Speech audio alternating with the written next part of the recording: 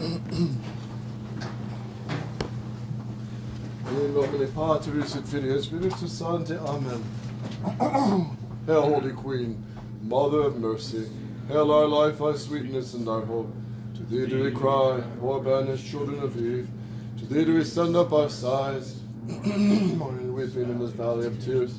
Turn then, most gracious Advocate, thine eyes of mercy toward us, and after this our exile, show unto us the blessed fruit of thy womb, Jesus. O clement, O loving, O sweet Virgin Mary. Saint Joseph, pray for us. All you Cristero martyrs, Pray for us.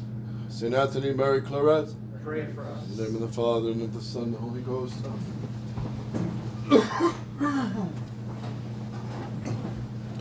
Amen.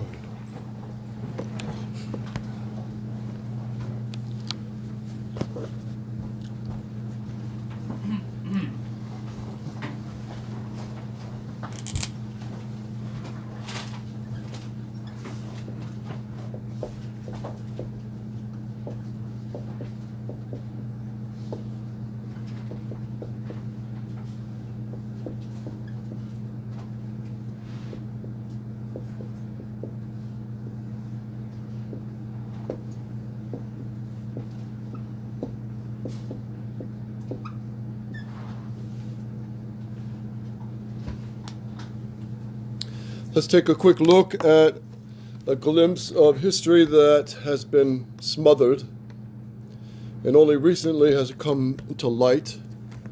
Even many Mexicans never heard of the Cristeros because it was silenced in Mexico. There was such a heavy persecution. 1926 to 1939 was the first wave of the persecution under the President Calles. Calles was bad news. He was a high-up Freemason. He was friends with the United States Freemasons. Here's a little. Under Calles, Mexico became the first country in the world to recognize the new Soviet Union. 1917, the Bolshevik Revolution, right? So when Our Lady said Russia will spread its errors throughout the world, Mexico soon fell in. And they recognized the Soviet embassy that was established in Mexico City, grew to be one of Russia's largest in the world and a key center for the KGB subversion, espionage, and terrorism throughout the Americas. However, even before Calles came to power in 1927, the new communist regime in Moscow had begun exercising its influence in Mexico. Soviet dictator Lenin sent top Comintern Communist International, also known as the Third International, agent Mikhail Borodin to Mexico in 1919 to coordinate a growing communist socialist movement that was heavily larded with foreign elements, mostly American and European intellectuals. Listen to this. One of the key features of Russian Bolshevism that found its counterpart among the Mexican communist socialists was a fanatical hatred of Christianity.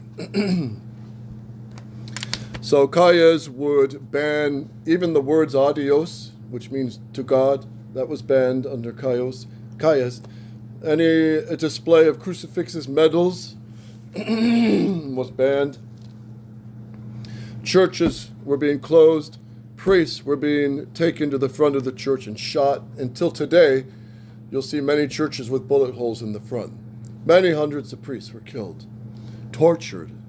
Some of them were brutally tortured. One of them was a Father Christopher, and his feet were cooked as he was tied up, and then they slowly stabbed him. Another priest, Father Tranquilo Ubiarco, in the town of, what's this town? I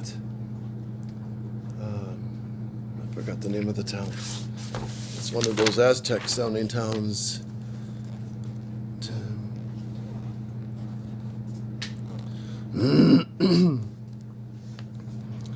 The Mexicans will know it if they hear it. It's, anyway, Titotlan or something. Totitatlan. Any city that, something like that. Totitatlan or Totitlan. Teotetlan, is that? Anyway, in that city, Father Tranquilo Ubarco, when the persecution hit, he would go in lay clothes to bring mass, confessions, take care of the faithful, bring communion to the sick, and so forth. So one day he was captured, and outside the town, I was there in 2006. We took Father Tim Pfeiffer and I took 30 boys down there. I'll never do that again, but it was great.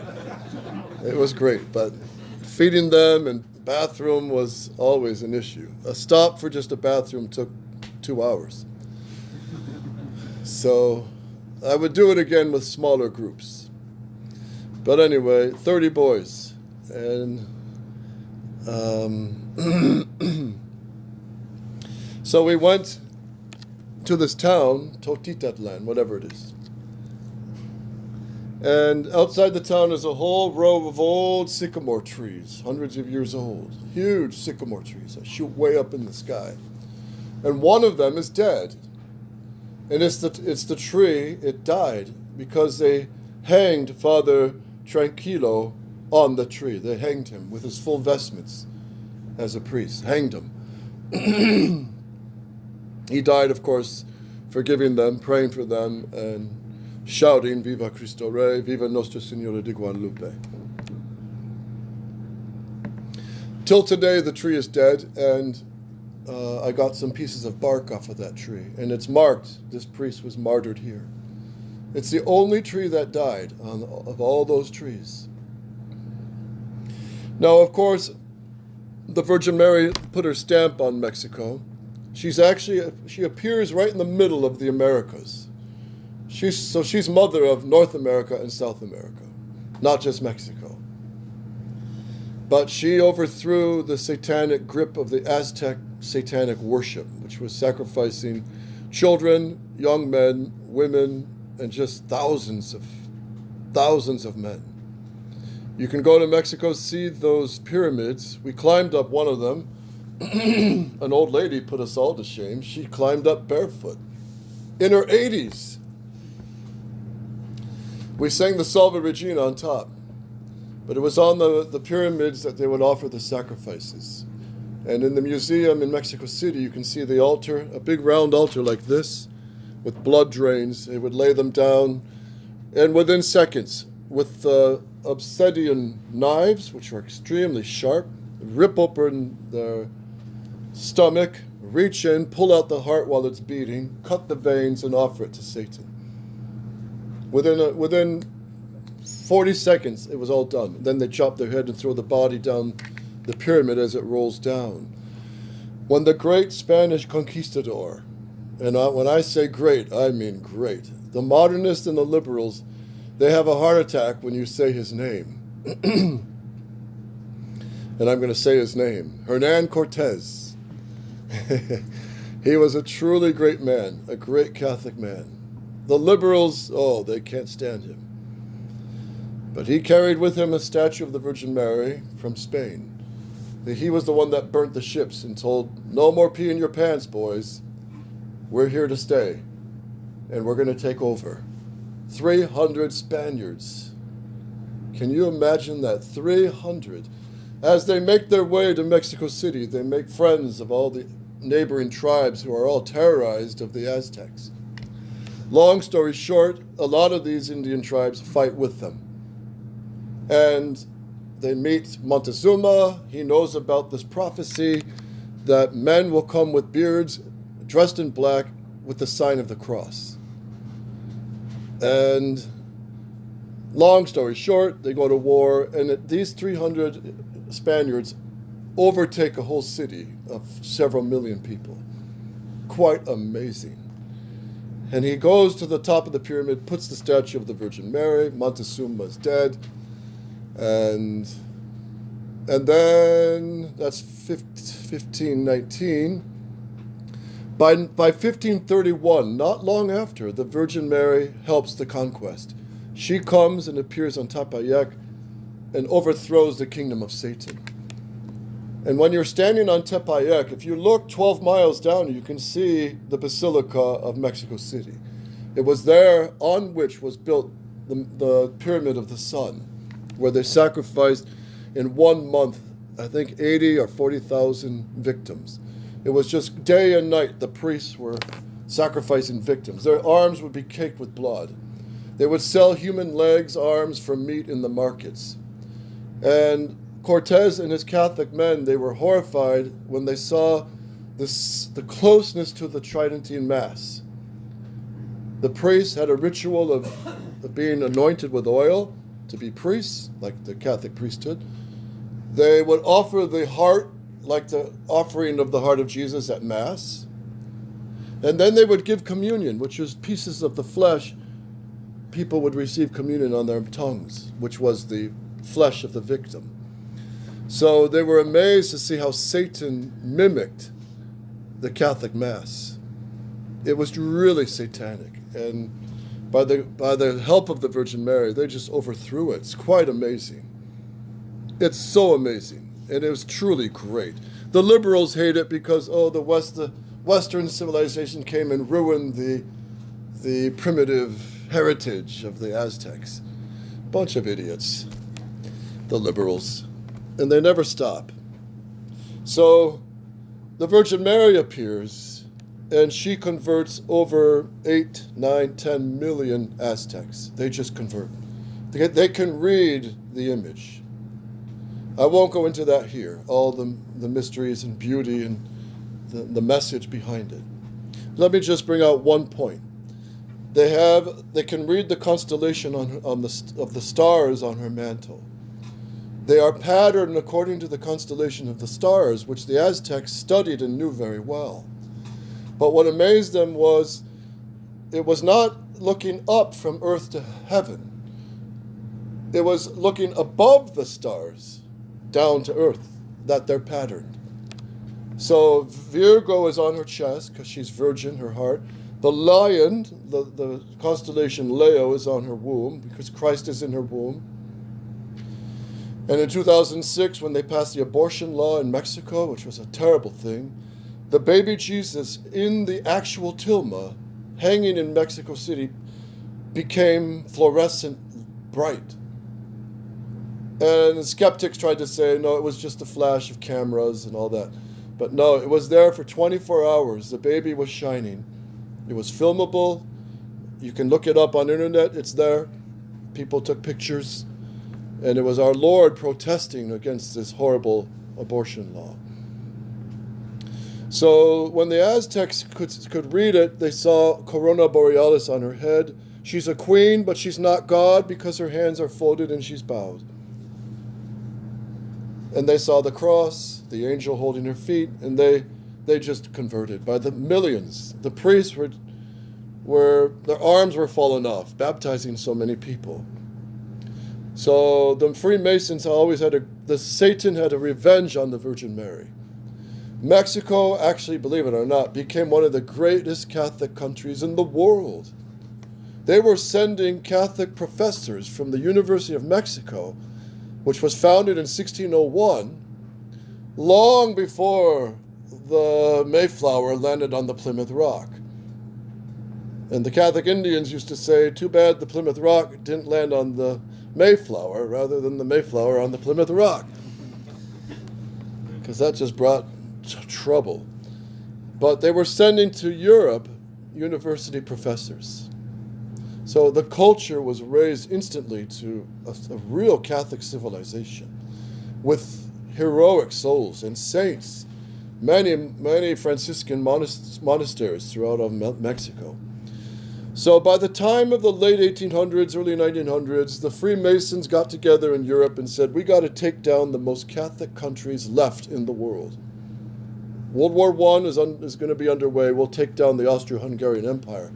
But that Mexico, we got to somehow destroy it. They're too Catholic. We got to bring it down. So they brought in a series of revolutions before. I won't go through all that here. One of the key features of Russian Bolshevism that found its counterpart among the Mexican communist socialism, foremost among Mexico's atheist fanatics, was the infamous infidel Tomas Garrido Cannibal. His name was Tomas Cannibal.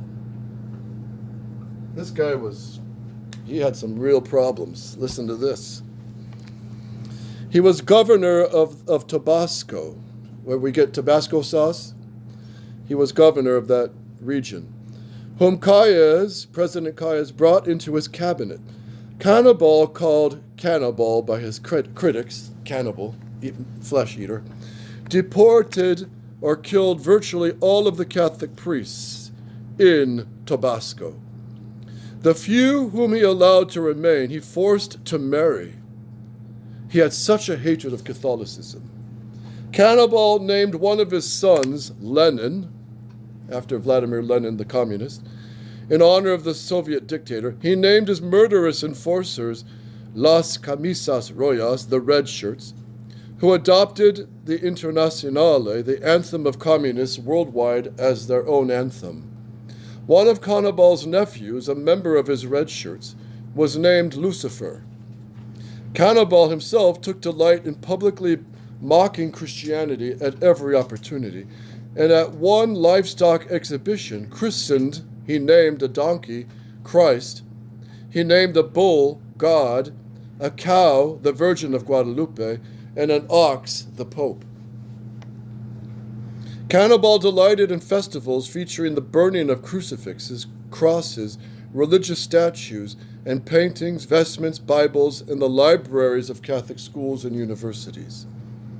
His thugs desecrated cemeteries, destroying all crosses and tombstones with angels or any religious symbols or scriptural passages.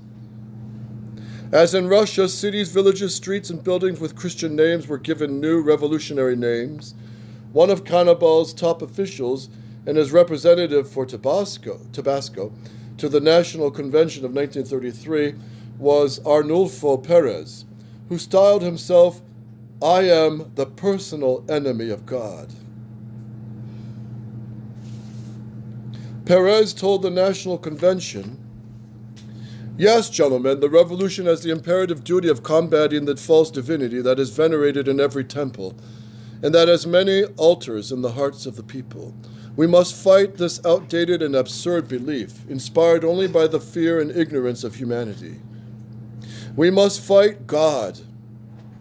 We must fight God, the maximum myth from which the greatest lies have been derived to exploit humanity and to keep it on its knees throughout the centuries. God does not exist." It reminds you of the philosopher Nietzsche. He came out saying God is dead. So I once saw a comic strip that shows the tombstone of Nietzsche and says, "Nietzsche is dead, God."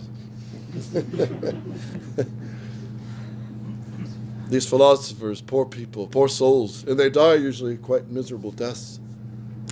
For militant atheists like President Plutarco Calles, Cannibal and Perez, anti-Christian propaganda was an essential and integral part of their concept of scientific and socialistic education. Calles illegally amended the Constitution in 1933 so that Article 3 read, "The education imparted by the state shall be a socialistic one, and in addition to excluding all religious doctrine, shall combat fanaticism, Catholicism, and prejudice by organizing its instruction and activities in a way that shall permit the creation in the youth of an exact and rational concept of the universe and social life." In other words, state-run schools. If you send your schools to state schools, you're sending them to the communist schools. President Calles himself confirmed the worst fears and accusations of Mexican parents, teachers, and pastors, that his revolutionary socialist government's aim was the collectivization and brainwashing of the children, purging them of the taint of religion, tradition, parents, and family. In his address to the people of Guadalajara on July 20th, 1934, Calles declared, quote, "The revolution has not ended." So this is 1934, long after this. "It is necessary that we enter a new period, the psychological period of the revolution. We must now enter and take possession of the consciences of the children." Right? Remember the Sodomites a few years putting out songs, we're coming after your children. We're going to get your children. Well, they're doing it. They're pushing all the rainbow in all the schools. Grade schools, middle schools, high schools now, universities. They're full of it. And Nova Soto seminaries are full of it. We're going to get the consciences of the children, of the consciences of the young, because they do belong and should belong to the revolution. I refer to education. I refer to the school, because the children and youth belong to the community. They belong to the collectivity. You hear the communist language? And it is the revolution that has the inescapable duty to take possession of consciences, to drive out prejudices, and to form a new soul of the nation. These sickos, yeah. And they're trying their best to communize and make Mexico atheistic, but they can't get rid of Our Lady. They can't get rid of the Virgin of Guadalupe. The people still love her and pray to her. You got drug cartel leaders they don't believe in God, but they got a tattoo of Our Lady of Guadalupe on their back, or stickers of Our Lady of Guadalupe. You know, you just can't wash out the love of Our Lady, and that might be the salvation of many Mexicans. Typical of the oaths required of teachers under the Calles regime's socialistic education is this pledge that teachers in the state of Yucatan were forced to sign, which read, "I," the name, "before the Federal Board of Education solemnly declare without any reservation whatsoever to accept the program of the socialist school and to be its propagandist and defender. I declare myself an atheist and an irreconcilable enemy of the Roman Apostolic Catholic religion, and that I will exert my efforts to destroy it, releasing the conscience from every religious worship, and to be ready to fight against the clergy in whatever field it may be necessary." So they know who the enemy is. In I think it's 1927 or 37, someone correct me if you know the date, the Freemasons took a flower pot with a bomb in it, put it at the foot of the Virgin of Guadalupe, pretending to be devout, and it blew. It blew up. It might be 1927. And it blew up. It should have destroyed the image of Our Lady of Guadalupe, but it didn't. The glass was broken, the frame was busted, and the altar was smashed. The crucifix on the altar, which was a crucifix about that tall of brass, was bent backwards like this. And today you can see it in the modern-day basilica in Guadalupe, which is a hideous building. And we were told when I was there about 10 years ago, the guide or whoever told us that the priest in charge of the shrine, he didn't even believe in Our Lady of Guadalupe. He was a Mason. So he built the ugliest thing possible for Our Lady. It's really ugly. But you can still see Our Lady. She's there. When Archbishop Lefebvre visited there, I'm told that, they have this moving sidewalk. So when you go, she's up there and there's a moving sidewalk. So the crowds just keep going. So you can't really kneel down and pray, but you can kneel on the moving sidewalk. But I was told when Archbishop Lefebvre went there, and he went on the sidewalk and he came under Our Lady and he was kneeling, praying to her, it stopped. Just for a few minutes, it just stopped. They didn't know what was going on. Mechanics crew was called and he just was praying. And then it started up again. So Our Lady welcomed Archbishop Lefebvre. So, on April 22nd, 1928, Archbishop Arthur Drosserts of San Antonio, Texas, expressed the views of many during his eulogy on the death of Archbishop Mora y del Rio, the primate of Mexico, who had been driven into exile by Calles. So he kicked out all the bishops out of Mexico, Calles. Archbishop Drosserts indicted U.S. complicity in the ongoing persecution, saying, quote, "Liberty is being crucified at our door, and the United States contemplates the tragedy with indifference. Has despotism become popular among us? Are we not trying to gain the friendship and favor of the men whose hands are bathed in the blood of uncountable victims, while poor Mexico lies wounded to death, bound hand and foot with the chains we have helped to forge? Did we not support Carranza and the arch-bandit Villa and raise Obregón to the presidency? Have we not sent Calles the airplanes with which he is now bombarding the heroic men who are dying for liberty of conscience in Jalisco? That's the Cristeros who were dying for Christ the King. We ourselves are, in a great measure, responsible for this Mexican tragedy."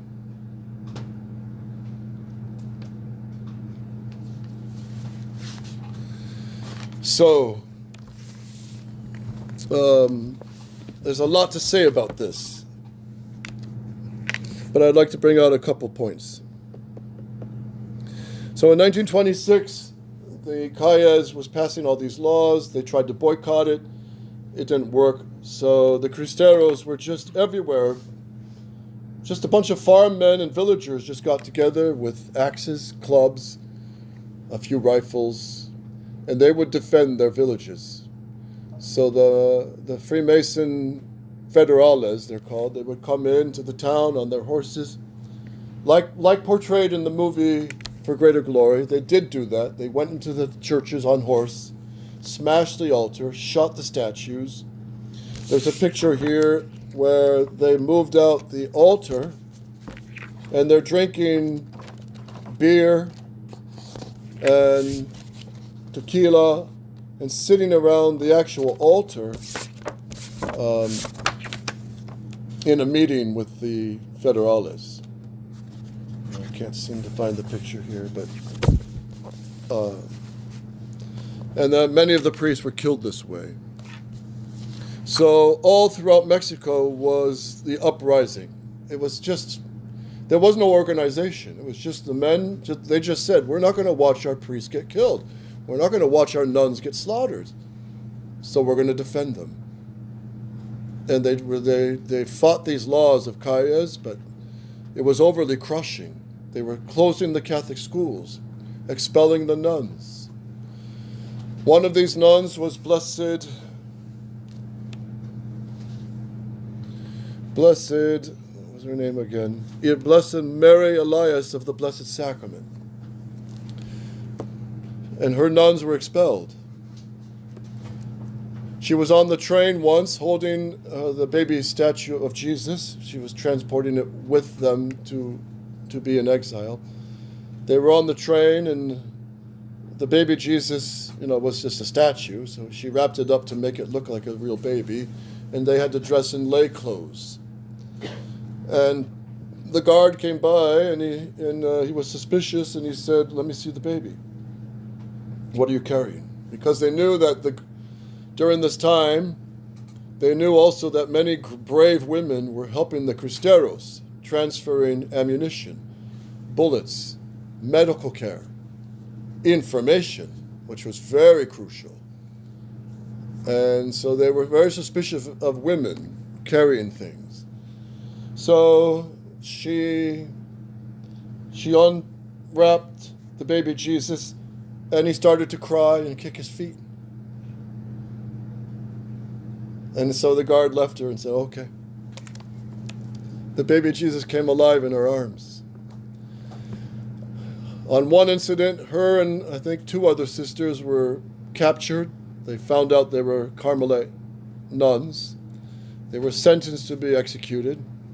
And Mother Elias said, "Oh, Saint Teresa, if you are the great saint that everyone is claiming you to be, help us. If you get us out of this mess, I promise I will build a Carmelite convent in the United States." Which she did. That convent is in Buffalo, New York, magnificent building, and it's just being closed within the last year because Vatican II. Figure that out. The wonderful fruits of Vatican II that all these modernist popes want us to bow down to.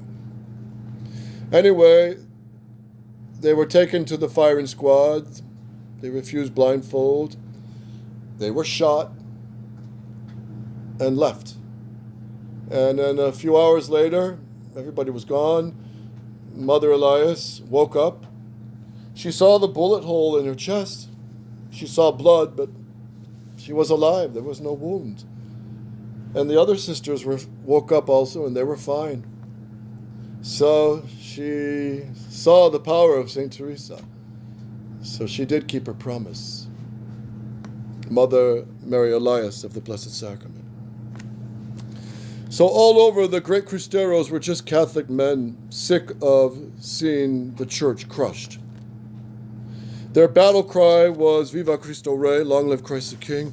One of the Cristeros, Luis Gutierrez, would later explain, "We did not want to abandon the church into the hands of the military. What would we do without it, without its festivals, the statues, that patiently listen to our lamentations? The government takes away everything from us, our corn, our pastures, our animals.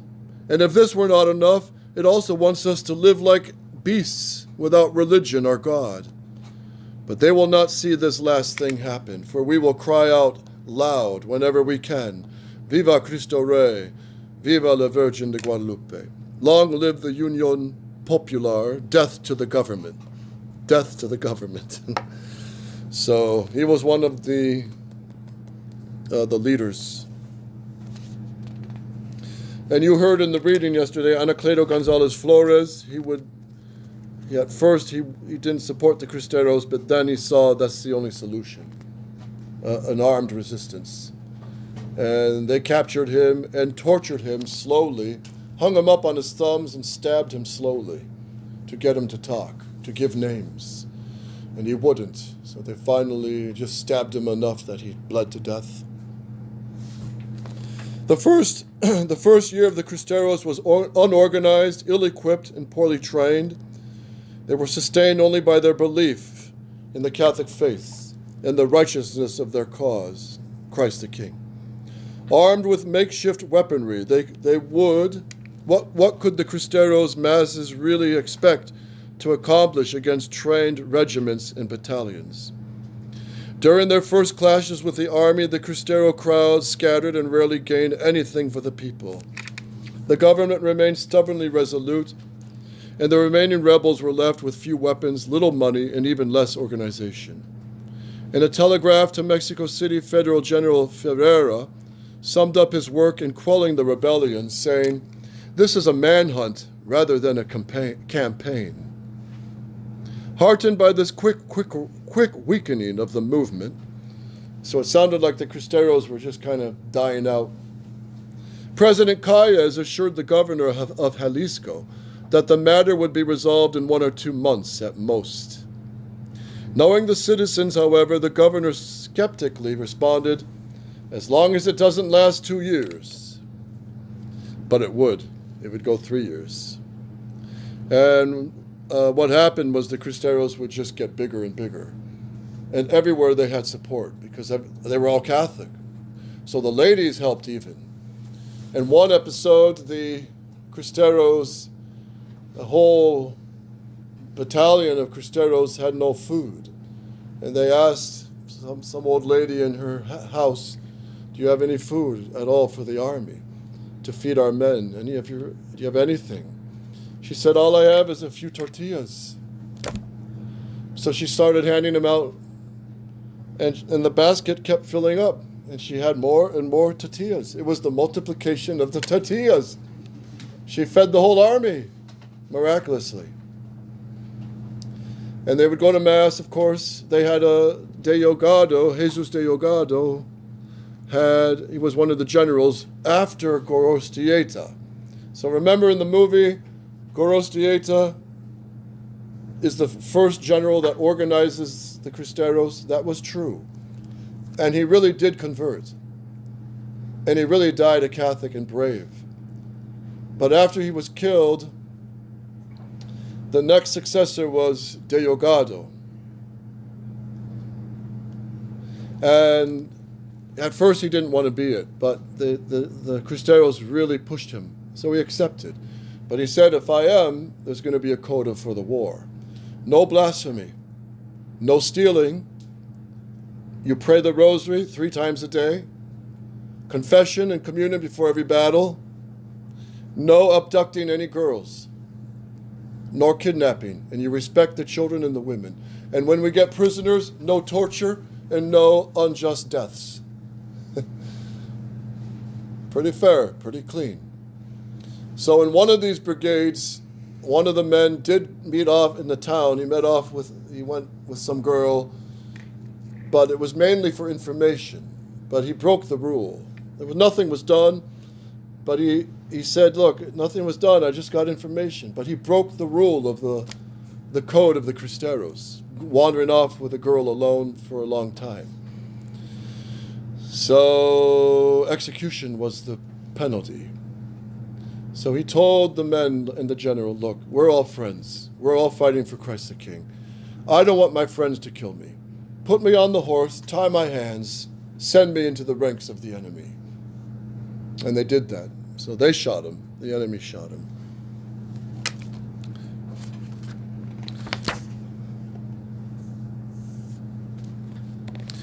The army and the government constituted a single entity that considered the church its personal enemy, and many of the federal generals, including Secretary of War Joaquin Amaro, were personally and violently anti-clerical. It was not long into the war before stories surfaced about the federal soldiers, or federales they were called, that deepened the Cristeros' fears of the government's and the army's agenda. Federal General Eulogio Ortiz shot one of his own soldiers who was bathing in a river just because he was wearing a brown scapular. Some officers led their troops into combat shouting, "Long live our father, Satan." How do you say that in Spanish? Long live our father, Satan. How do you say that? Huh? Viva Padre Satana. Yeah, that would be their shout. That was their shout. And Colonel Mano Negra, the notorious executioner, died crying out, "Long live Satan the Great." And it is said that when the Cristeros were ready for battle, they would shout, "Viva Cristo Rey," so enthusiastically, with such a manly shout. It would strike fear in some of the generals of the Masons, and one of them fell off his horse with a heart attack. And then the 70,000-man federal army was growing. But also the Cristero army was growing. The federal army lost about 25 to 30% by desertion, because some of them were just Catholic and they realized what was going on. We're killing our own Catholic brothers. I'm out of here. So they deserted, because the Cristeros had the real cause of Christ the King. One of these priests, the same one who shot the guy with the scapular, Federal General Eulogio Ortiz ordered Father Mateo Correa Magallanes to hear the prisoners' confessions. And then, when the priest refused to tell him anything he heard in confession, he had the priest killed, executed. So this priest, Father Mateo, was martyred for the seal of confession. Unfortunately, there was the group called the Agraristas.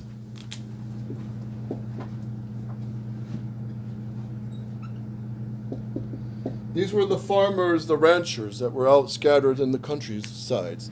Unfortunately, most of them became traitors to the Cristeros. They would relay information, say where the Cristeros' army passed, give names, and they would help the Freemasons, unfortunately. A few of them helped the Cristeros, but many of them became traitors. But some of them in Zacatecas, Guerrero, and Colima changed sides and joined the Cristeros. So a few of them went with the Cristeros, but most of them were traitors. Now, in the Colima region, which is a volcanic region near the ocean on the west side of Mexico, the first battle with the Freemasons was just a handful of Cristeros. Just a handful. They prayed, they went to Mass, they begged the Virgin Mary help. They went out to battle, and they engaged in the war. There was bullets flying, and then, not long after the start of the engagement, the whole army of several thousand just turned and fled. And the Cristeros were looking at each other, just us guys, that's not bad. They later heard a report from the enemy that they didn't see just 12 Cristeros. They saw thousands of Cristeros and a woman on a horse, a beautiful woman who would come forward and take the bullets, but she wouldn't die. And they knew this was the Virgin Mary and the angels. And in some cases, some of them said that St. James appeared in battle on a horse, which he did 33 times in the Reconquista in Spain. St. James himself appeared on a horse and chopped the heads off of Muslims to help the cause of the Reconquista. That's documented.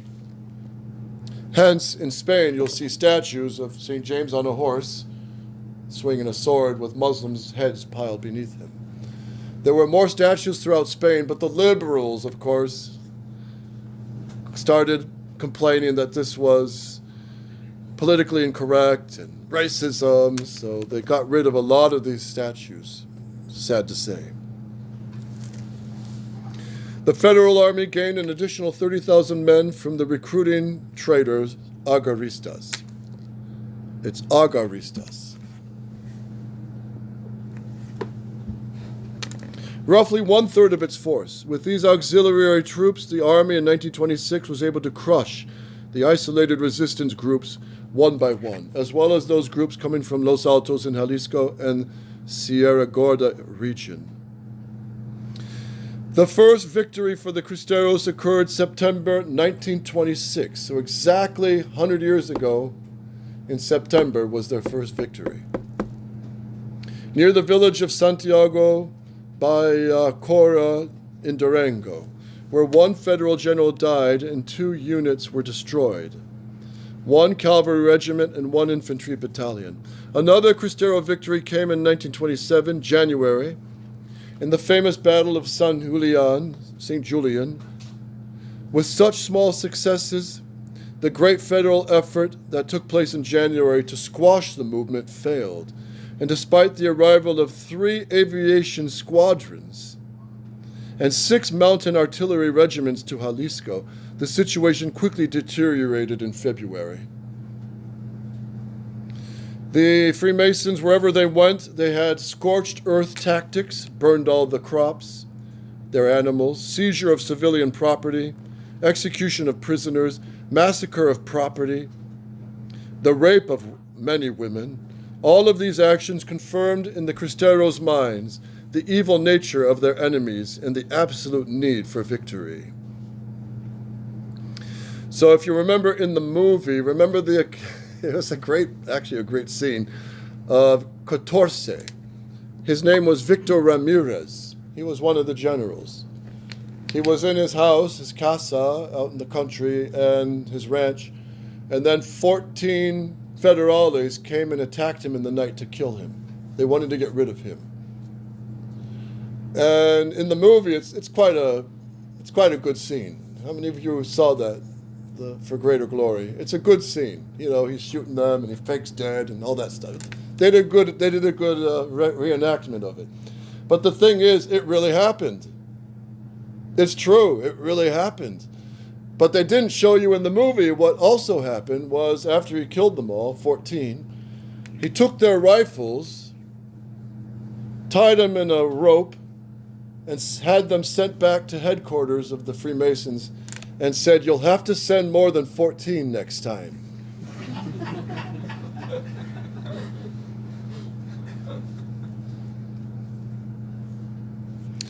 By July 1927, the resistance had consolidated and the Cristero ranks had swelled to 20,000 combatants. So it's growing. It's growing. They're excited now. They're winning. They still operated spontaneously and without any organization, but they were no longer the same untested rebels who escaped from the federales like helpless little birds, primitively supplied with clubs, rocks, and the charitable support of the population. Though always short of ammunition and money, the Cristeros were well mounted and better armed with rifles that were taken from the enemy. So in Colima, after they won several battles, they would go to the villages and attack the armories and empty the armories to supply their armies. So they would win this way. And their style of warfare was like the American revolutionaries. It was in Spanish, picojoye, hit and run, by ambush, hide and ambush. That's the American revolutionaries learned that from the Indians against the British, and it worked for the Cristeros. Plus, the Cristeros were better horsemen because they were most of them country boys and ranchers. And they knew the mountains well. So they always won in the valleys and in the mountains, which was also well portrayed in the movie. Scattered in the spring of 1927, the Cristero combatants returned as true warriors. What's beautiful about the Cristeros is they had mass often in the mountains. The priest would say mass for them. Sisters would be there as helping with the wounded. They were really prayerful. There's many pictures of the Cristeros kneeling for communion with their rifles and their sombreros at mass. And many good priests, heroic priests. And these priests would preach to them, how our war is just like the Maccabees in the Old Testament, for the glory of God, for Christ the King. That was the beauty of the Cristero War, it was pure. It was for the faith. It wasn't for oil and political gain, because most of the Cristeros fought for Christ the King, shouted his name, died saying his name. Those who lived by 1929 when they were betrayed, they didn't get any badges of honor and medals. They just went home and back to the ranch. Right? We're going to come to that. Here's a picture of General Jesus de Delgado Guizar. Well, you can't really see it, but he was a great Catholic man. Another great general was Enrique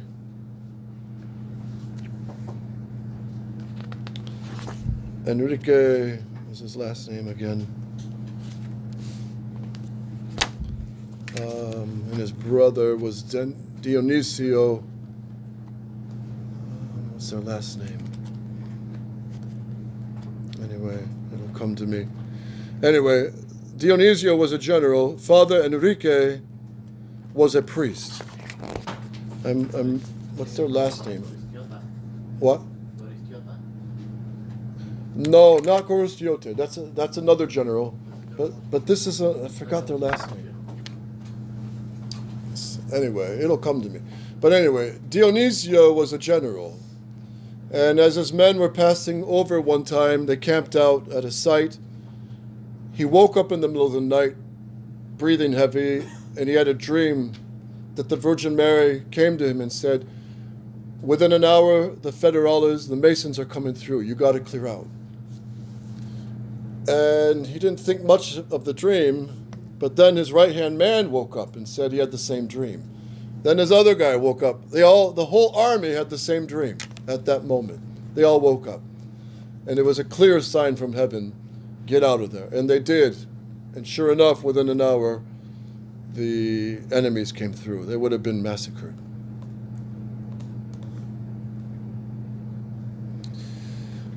The Cristeros of Santiago Boyacora in Durango ambushed 800 federal soldiers in the Puerto de la Arena Canyon.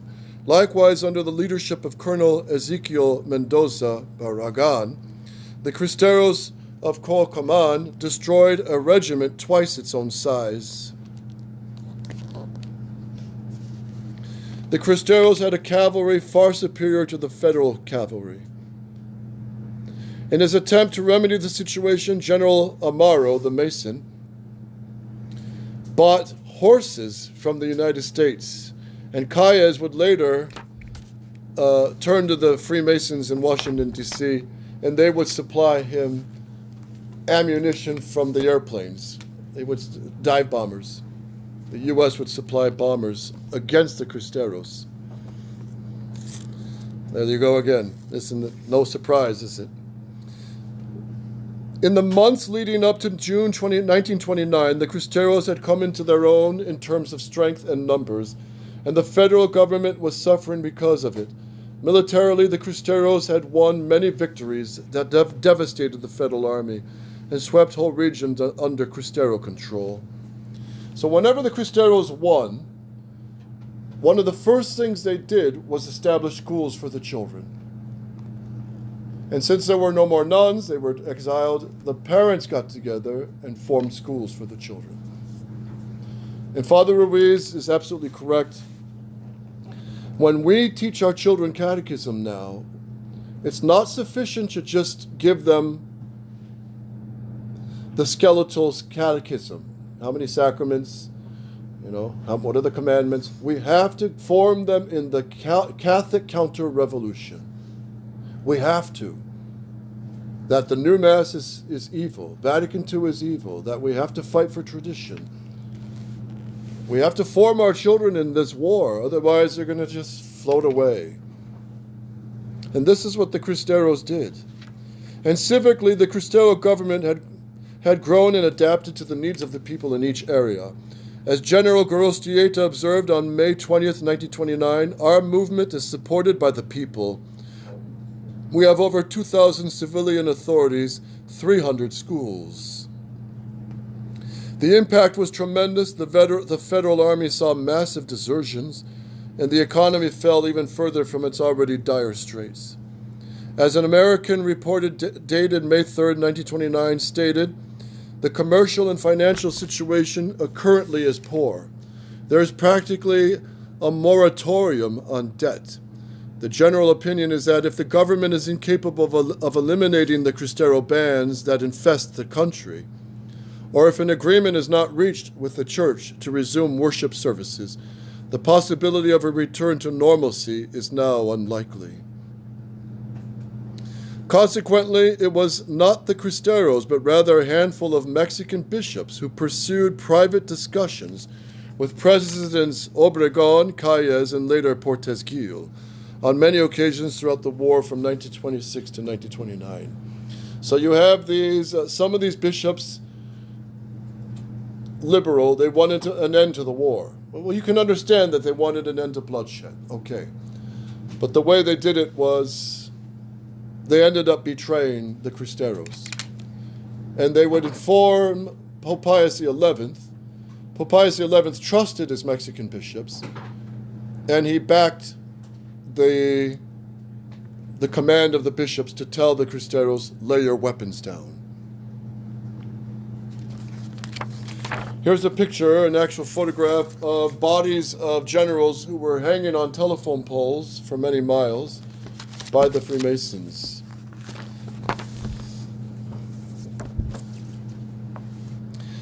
In June 1929, so this is now the third year of the war coming to an end, there was 50,000 Cristeros fighting when the Mexican government and the church made peace.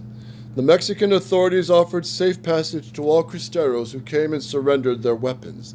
However, when church bells rang out indicating that an agreement had been reached, most Cristeros spontaneously disbanded without bothering to appear before the authorities to receive safe passage. In fact, only 14,000 presented themselves. The war ended as it had begun. The Cristeros had started their uprisings without permission, and they went back to their homes, if their homes were still standing, in the same way. They were just as poor and they had been as they had been before, if not more so. Their cause, which, as they said, was that of Christ and the Virgin Mary, was seemingly finished. Now Christ had returned to the altars, and once again they were allowed to kneel before the Virgin in their churches.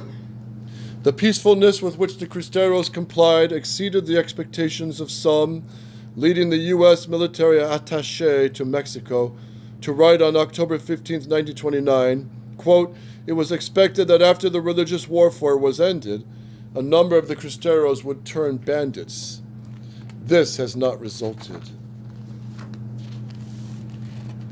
In the 3 years of the war, around 90,000 combatants died, including 12 generals, 70 colonels, 1,800 officers, and 40,000 soldiers on the federal side, and about as many on the Cristero side.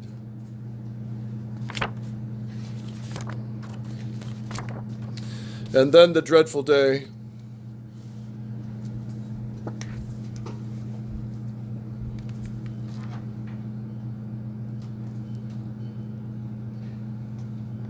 Oh, well, let me wrap this up. It was June 21st, 1929.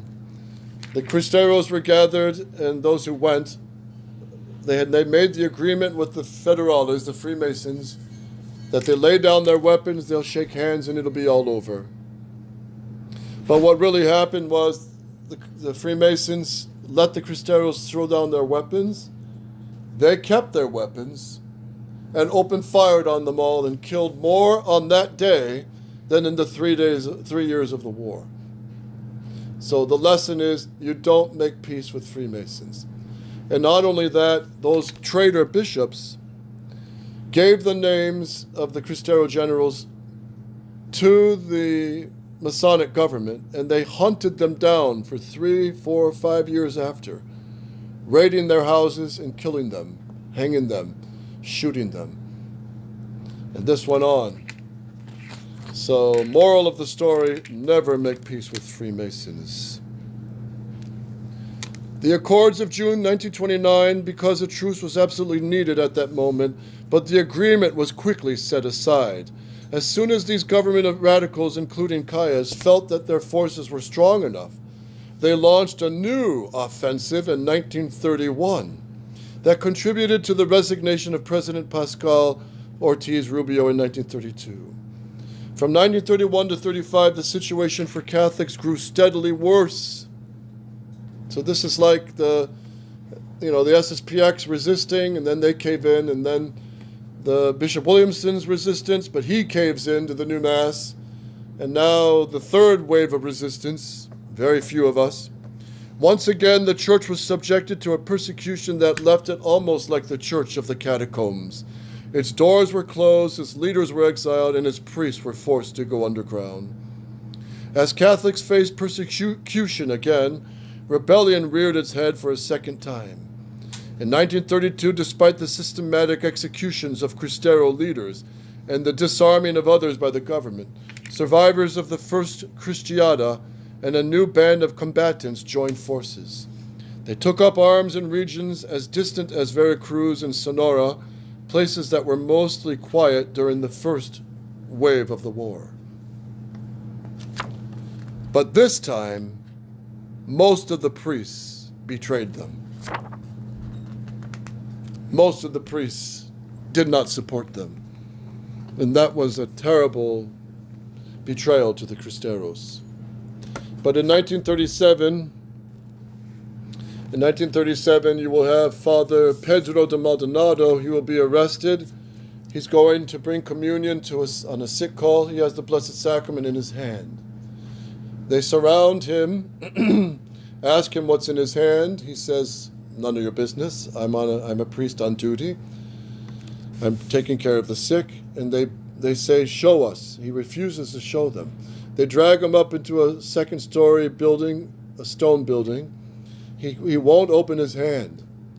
They try crowbars, their teeth. They try wrenches. He won't open his hand.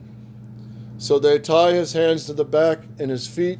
They take him and hang him outside the window and smash his face into the rock wall of the outside building from the window.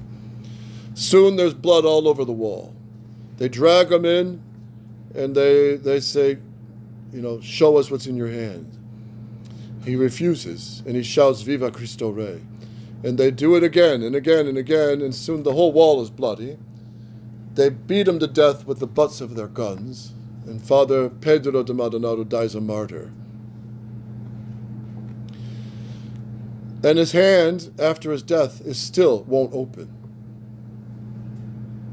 So they call the bishop, and the bishop comes, and it opens for the bishop, and he takes the pyx with the Blessed Sacrament. But they don't torture the bishop. Later, people come and soak claws up from the blood as relics, and the Freemasons wash it down with hoses. Next day, blood all over the wall again, and the people start coming, collecting relics. They wash it down again, and then a third time, and the blood kept coming back. So they ended up smashing the building down. So that was that second wave with fresh martyrs and heroes. So there was actually a third wave of Cristeros also. And so I guess the point is of this, covering this, is our situation is very much the same. We have to defend the faith. We cannot compromise. We're abandoned by most bishops now, but we got to fight on. And it might get much worse. Maybe this excommunication, maybe it's all a parade, maybe it's a show, and maybe Bishop Follet will come out the hero in the end. Maybe they pre-planned this. It's not impossible. It's not impossible. I'm not saying that's the case, but I wouldn't be surprised either if this was pre-planned. That maybe, something's arranged, that it looks like the society is being excommunicated, but maybe, you never know with these Freemasons. You just never know. But anyway, doesn't matter. We got to hold strong in the faith.